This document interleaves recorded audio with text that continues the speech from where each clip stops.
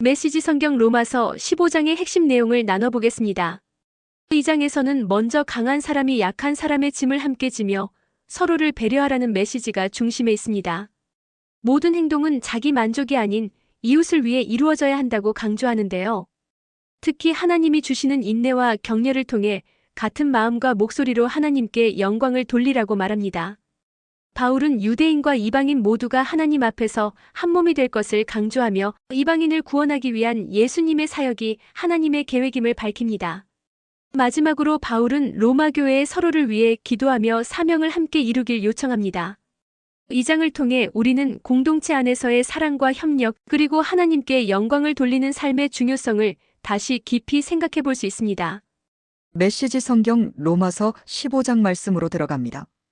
우리 가운데 믿음이 강건한 사람들은 약해서 비틀거리는 사람들을 보면 다가가 손 내밀어 도와야 합니다.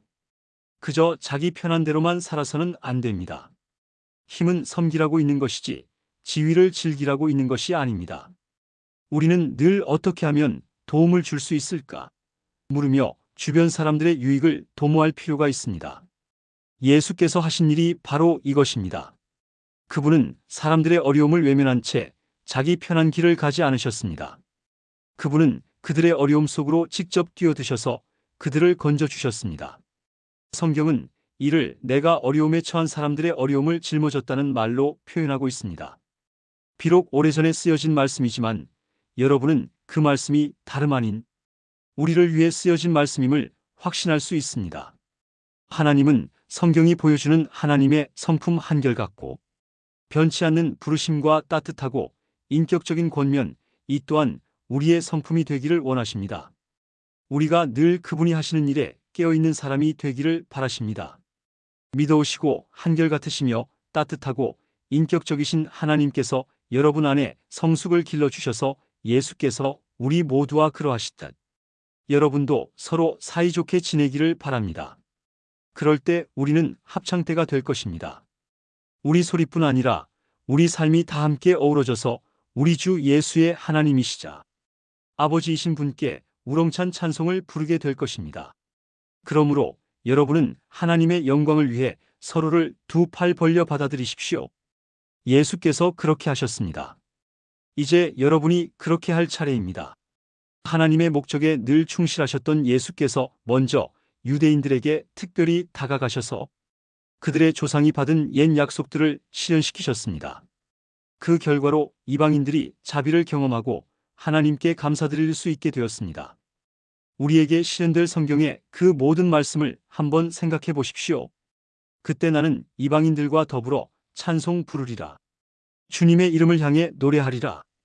또한 이방인과 유대인 모두가 함께 즐거워하여라.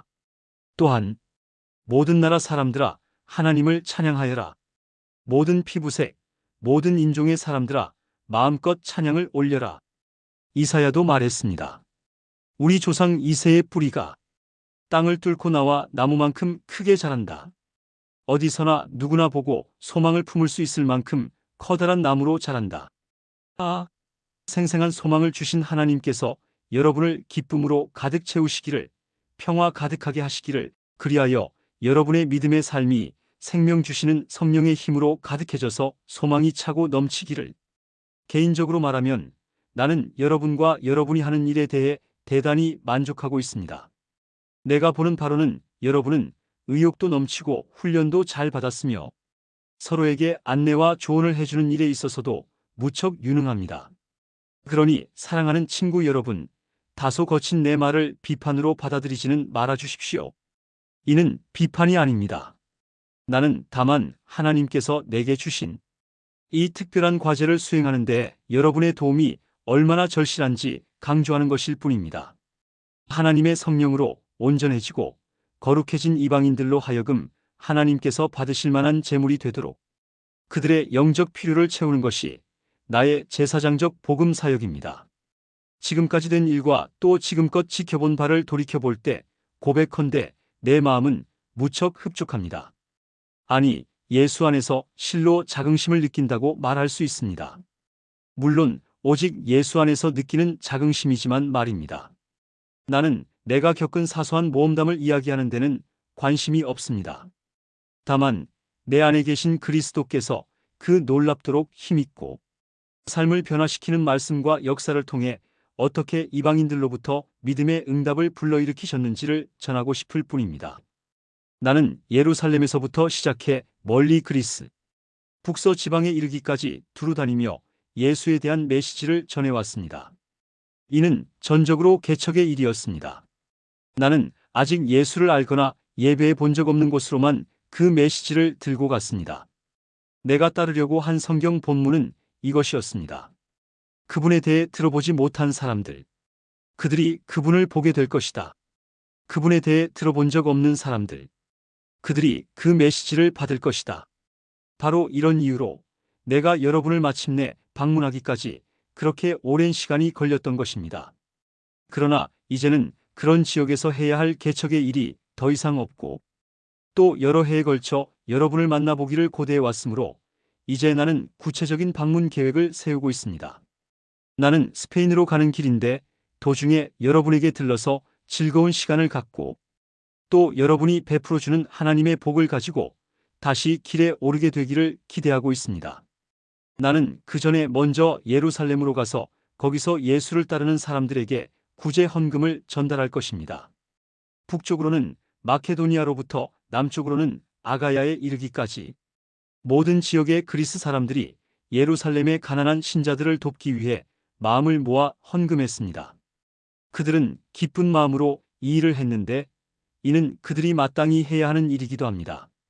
그동안 예루살렘 공동체로부터 흘러나오는 영적 선물을 풍성히 얻어 누려온 것을 생각할 때 그들이 그 공동체의 가난을 덜어주기 위해 힘을 다하는 것은 지극히 당연한 일입니다. 이 일을 마치고 나면 이 열매 광주리를 직접 전달하고 나면 나는 곧장 스페인으로 출발할 텐데 그 길에 로마에 있는 여러분에게 들릴 것입니다. 나의 방문이 그리스도께서 여러분에게 주시는 넘치는 복 가운데 하나가 되었으면 좋겠습니다. 사랑하는 친구 여러분, 한 가지 간청이 있습니다. 나를 위해 기도해 주십시오. 나와 더불어 또 나를 위해 힘을 다해 하나님 아버지께 우리 주 예수의 능력과 성령의 사랑으로 기도해 주십시오. 유대에 믿지 않는 사람들의 사자굴에서 내가 건짐받도록 기도해 주십시오. 또한 예루살렘 신자들에게 가져가는 나의 구제 헌금이 기쁘게 모아졌던 것처럼 또한 기쁘게 받아들여지도록 기도해 주십시오. 하나님의 뜻이라면 나는 가볍고 기꺼운 마음으로 여러분을 찾아가 만나 볼 수 있을 것입니다. 여러분과의 사귐을 통해 새로운 힘을 얻게 되기를 고대합니다. 하나님의 평화가 여러분 모두와 함께하기를 바랍니다. 아멘.